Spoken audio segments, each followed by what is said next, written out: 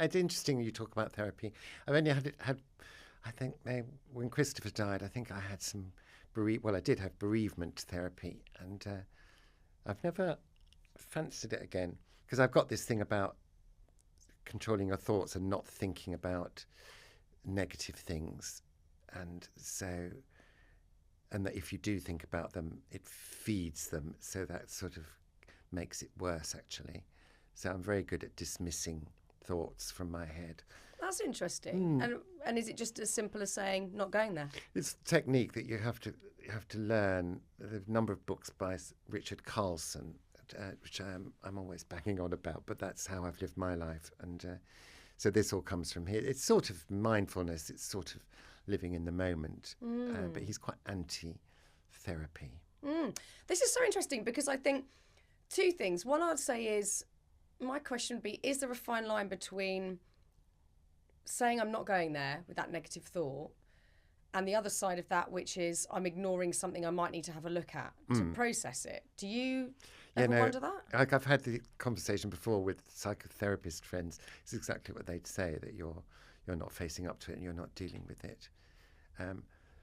But given that your feelings are just a result of what you're thinking, if you're thinking about something negative, then you're going to feel negative. And I think it makes me shallow by not going there. But that's what I choose to do, just not going to certain places.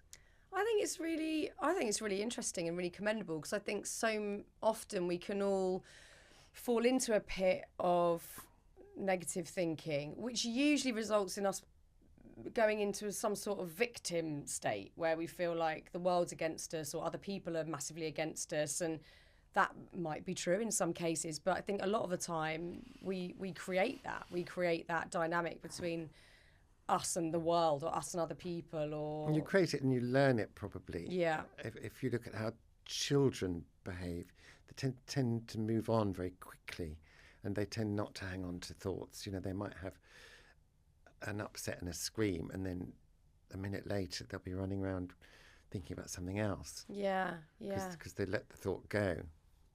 Yeah, I mean, it's interesting also if you even look at the period after Christopher died, that could have been a point where you were like, this is unfair, this shouldn't have happened to me, I've lost someone I loved, and you could easily stay in that for years and years. People do it. I'm not saying that with any judgment whatsoever, but with something as big as bereavement, that's an easy slope to slip down, I guess. Yeah, I mean, I did have a bad time for, I don't know,